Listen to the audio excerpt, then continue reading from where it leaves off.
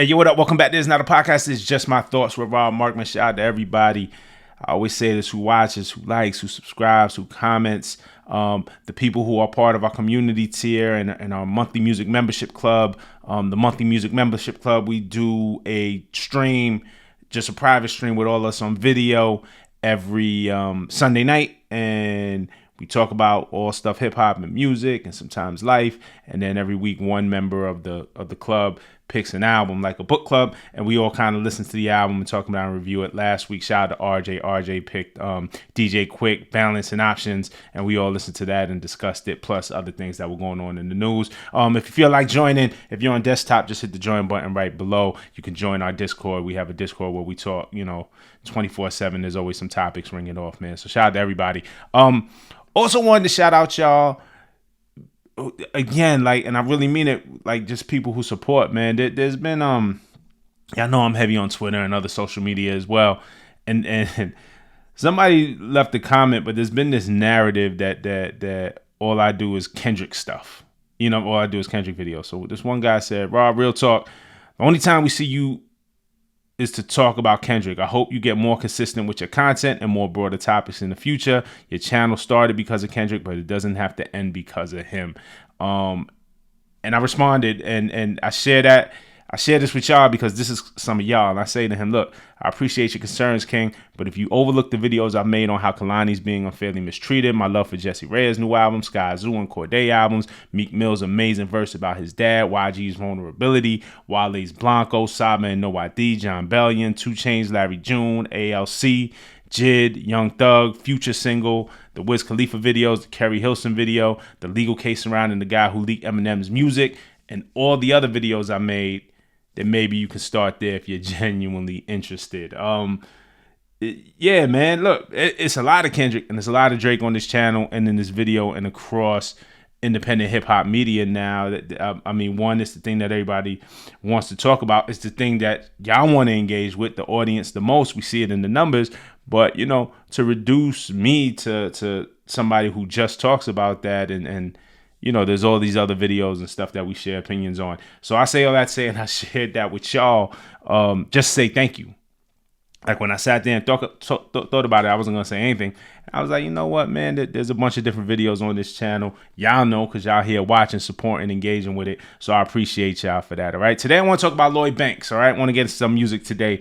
Lloyd Banks has a new project, All or Nothing 3, Despite My Mistakes, AON3. Despite My Mistakes is the name of the project. What I appreciate about Banks in 2025, right, is it's over 20 years since we first heard him emerge with G Unit. Hunger for More dropped in 2004, I believe. So we've seen him at the highest of highs. Being with 50 Cent, being with G Unit, biggest crew in the game, doing the most numbers, worldwide tours, the spotlight all on him. #1 album, going platinum, all of that. As it was a long time ago, and of course things have changed. He's grown as a person, as an artist, and went through all of his up and down. But his passion hasn't changed. It's like listening to Banks in 2025. I'm like, his passion for rap hasn't changed. His passion for the art hasn't changed.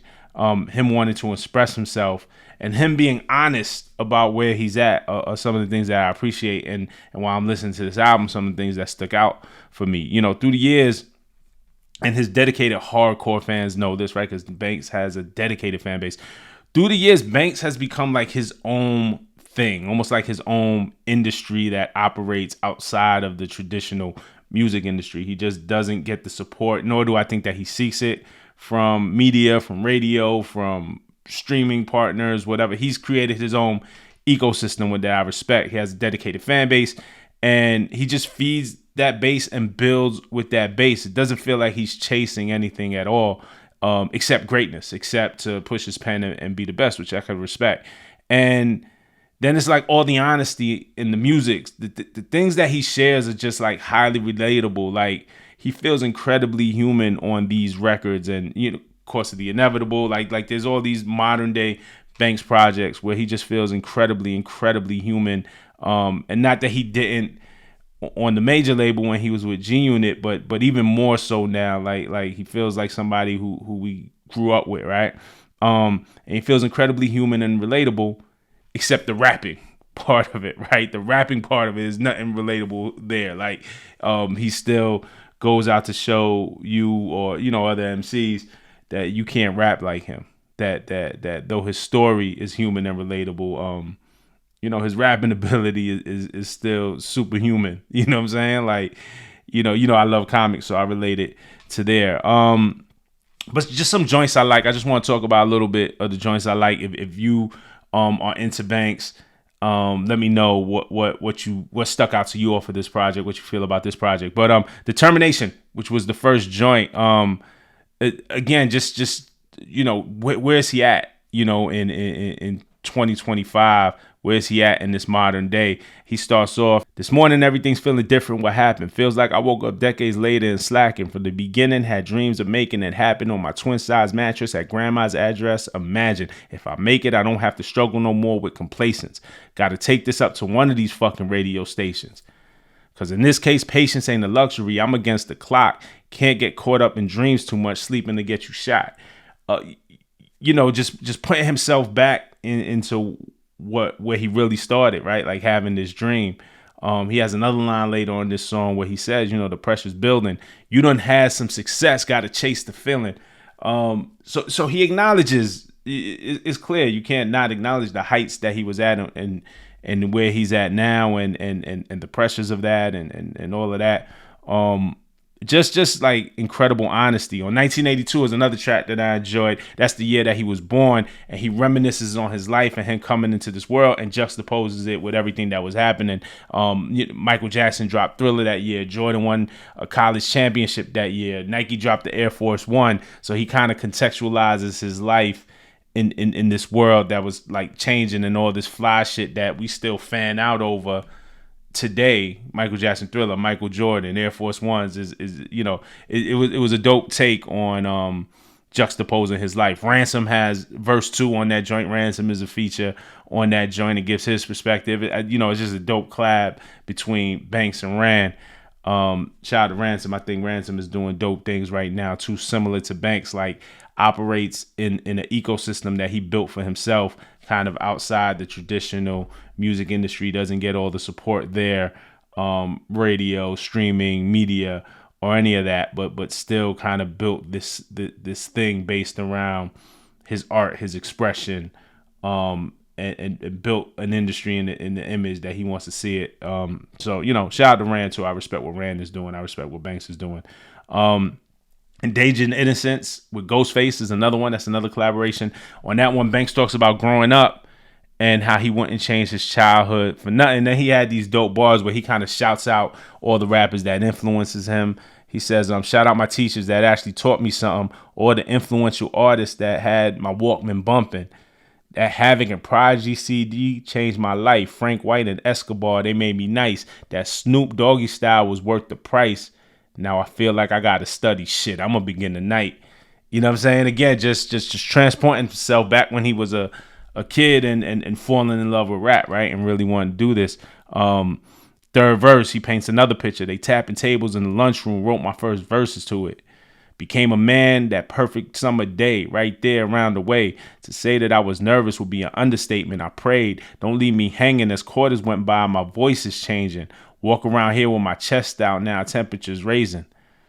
Took a swig of grandpa's bottle because he filled it with gin. I got some new outfits for school. I'm about to kill him again. My pop was fucking up. No telling where the crook might have been.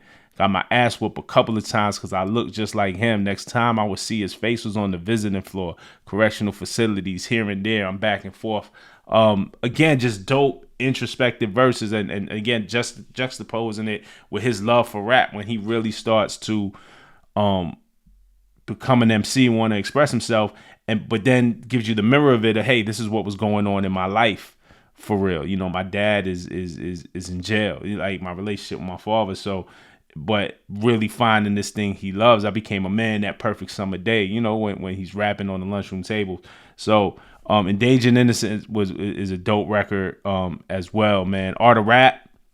He's just talking his shit on that record about how he wants to go down with the greats and how hip hop changed his life. On Despite My Mistakes, he just continues to paint this picture of the rap game from his perspective. and feeling like he don't get a lot of love that he deserves. He says, "This be screaming hate. Feel like my praises ain't loud enough. Hecklers don't distract us no more. Hoping you proud of us. Family, friends, and foes. None of this subject that I'll discuss. They move the goalposts. Meet criteria. I'll adjust." Um, he and we'll talk about it a bit, but he has a grudge. Banks definitely has a chip on his shoulder. If you know Banks, if you listen to Banks long enough, also he has a chip on his shoulder. He is not afraid to say it.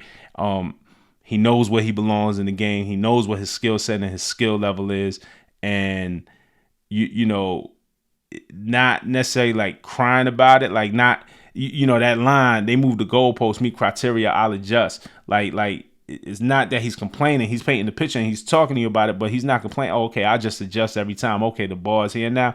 All right, here we go. Okay, the ball is here now. All right, here we go. So, there's a lot of that's relatable, I think, whether you rap or not. Like, whatever you trying to get great at, whatever you trying to be known for, whatever you want your legacy to be, is kind of like a relatable feeling. Styles P is on that joint also, despite my mistake. Styles P versus Hard. Damn, another line on Traumatized. Traumatized might be my favorite song on the album. Again, the loneliness, the when you're up, everybody loves you. When you're down, like who's gonna be there for you? Like there's a lot of that on this album. There's a lot of that just recurring themes in his music through the years anyway.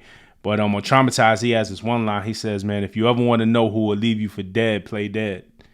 You know what I'm saying? And when you think about that, it's very simple lines like that, at least for me, it kind of, I can relate that to my life. I think y'all can too. The song, the hook, on Traumatized, though, is motivational. The whole song is motivational. On the hook, he says, if you could sit up, then get up. Don't ever stop believing. If you get cut, don't give up. You got to keep on dreaming. You regret it if you don't try. You can win if you're breathing. And it's dying to get the name known for all the wrong reasons. I've seen so much for so long, it left me traumatized. The game killed who I was. It's been a homicide. Baby, I am who I am. I won't apologize. I'm finished. Shit is all over. There's nothing finalized.